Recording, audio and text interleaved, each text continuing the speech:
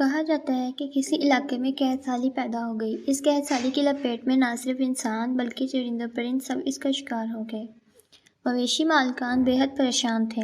اس دوران ایک مسجد کے مولوی نے جمعہ کے خطبے میں نہایت یقین کے ساتھ یہ بات بتائی کہ اللہ کا نام لے کر یعنی بسم اللہ پڑھ کر دریا کو حکم دیا جائے تو وہ بھی نافرمانی نہیں کرتا۔ خطبہ سننے والوں میں ایک چرواہا بھی موجود تھا۔ مولوی کی یہ بات اس کے دل میں اتر گئی اور اس بات پر اس کا یقین کامل ہو گیا۔ اس نے واپس آ کر اپنی بکریاں کھولیں اور سیدھا دریا پر چلا گیا۔ اونچی آواز میں بسم اللہ الرحمن الرحیم پڑھا اور دریا کو کہا وہ اپنی بکریاں چروانے کے لیے دوسرے پار جانا چاہتا ہے اور اسے کہا کہ مجھے اپنے اوپر سے گزرنے دے۔ یہ کہہ کر اس نے اپنی بکریوں کو لیا اور دریا پر چلتا ہوا دریا پار کر گیا۔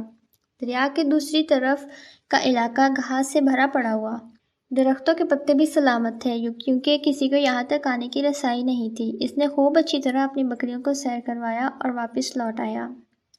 پھر یہ اس کا معمول بن گیا کہ وہ بکریاں دریا پار چھوڑ کر واپس آ جاتا اور شام کو جا کر بکریاں واپس لے آتا۔ اس کی بکریوں کا وزن دگنا چگنا ہو گیا۔ لوگ چونکے اور اس سے پوچھا کہ وہ اپنی بکریوں کو کیا کھلاتا ہے۔ وہ سیدھا سادہ اور صاف دل نوجوان تھا۔ اس نے صاف صاف بات بتا دی کہ جناب میں تو بسم اللہ الرحمن الرحیم پڑھ کر دریا پر چل کر اپنی بکریاں دوسری طرف چروانے لے جاتا ہوں۔ یہ بات سب نے سنی مگر کسی نے اس چرواہے کی بات پر یقین نہیں کیا کیونکہ یہ ناقابل یقین بات تھی۔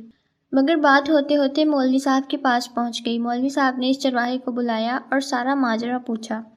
اس چرواہے نے مولوی صاحب کو یہ حوالہ بنا لیا کہ مولوی صاحب میں تو آپ کا شکریہ ادا کرنے والا تھا۔ آپ نے جمعہ کے خطبے میں جو نسخہ بتایا تھا کہ بسم اللہ کہہ کر دریا کو بھی حکم دو تو وہ بھی انکار نہیں کرتا تو میں تو بس آپ کے نسخے پر ہی عمل کر رہا ہوں۔ مولوی صاحب حیرت سے اس کے چہرے کو دیکھتے رہے۔ مولوی صاحب نے کہا بھائی صاحب ایسی باتیں تو ہم ہر جمعہ میں کرتے ہیں، فقط ان کا مقصد لوگوں کا ایمان بنانا ہوتا ہے۔ مگر بکریوں والا ڈٹا رہا کہ میں تو بس بسم اللہ کہہ کر پانی پر چلتا ہوں اور بکریوں سمیت پانی پار چلا جاتا ہوں۔ آخر کار مولوی صاحب نے صبح خود یہ تجربہ کرنے کی ٹھانی جسے دیکھنے چرواہے سمیت پورا علاقہ بھی آ گیا۔ مجمع زیادہ تھا۔ مولوی صاحب نے ایک دو بار سوچا کہ انکار کر دوں کہ کہیں ڈوب نہ جاؤں مگر وہ جو مولوی صاحب کو کندھے پر اٹھا کر لائے تھے اب بھی جوش و خروش سے اللہ اکبر کے نعرے لگا رہے تھے اور مولوی صاحب کے حق میں تعریفیں کر رہے تھے۔ آخر کار مولوی صاحب نے اپنے ڈر کو دور کرنے کے لیے ایک رستہ منگوایا۔ پہلے اسے ایک درخت کے ساتھ باندھا، پھر اپنی کمر کے ساتھ باندھا، پھر ڈرتے ڈھیلا ڈھالا بسم اللہ پڑھا اور دریا پر چلنا شروع ہو گئے۔ مگر پہلا پاؤں ہی رکھا تھا کہ پانی میں گر گئے۔ مولوی صاحب ڈبکیاں کھانے لگے اور پانی کے بہاؤ میں بہنا شروع ہو گئے۔ لوگوں نے کھینچ کر باہر نکالا۔ مولوی صاحب کی اس حرکت نے چرواہے کو پریشان کر دیا کہ مولوی صاحب کی بسم اللہ کو یہ کیا ہو گیا ہے، کیونکہ اس کا یہ روز کا معمول تھا۔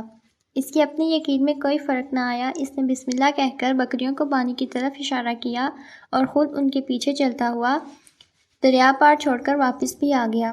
لوگ اسے ولی اللہ سمجھ رہے تھے اور اس کے حق میں نعرے لگا رہے تھے مگر وہ سب سے بے نیاز سیدھا سادہ انسان تھا۔ وہ مولوی صاحب کے پاس پہنچا اور کہا مولوی صاحب میں آپ کی بسم اللہ کی تعریف سے کافی پریشان تھا مگر پانی پر چلتے ہوئے مجھے آپ کی بسم اللہ کی بیماری کا پتہ چل گیا۔ اس چرواہے نے درخت سے بندھی رسی کی طرف اشارہ کیا اور کہا مولوی صاحب یہ ہے آپ کی بسم اللہ کی بیماری، آپ کی بسم اللہ کی برکت کو یہ رسہ کھا گیا۔ آپ کو اللہ اور بسم اللہ سے زیادہ اس رسے پر بھروسہ تھا، لہٰذا اللہ نے بھی آپ کو رسی کے حوالے کر دیا۔ پھر کہنے لگا مولوی صاحب آپ بھی کمال کرتے ہو، میں نے آپ کے منہ سے سنا اور یقین کر لیا اور میرے اللہ نے میری یقین کی لاج رکھ لی، مگر آپ نے اللہ کا کلام سنا مگر یقین نہیں کیا، لہٰذا آپ کو اللہ نے رسوا کر دیا۔ محترم عزیز دوستو، یہی کچھ ہمارا حال ہے۔ ہماری نمازوں اور دعاؤں کا حال بھی یقین سے خالی ہے۔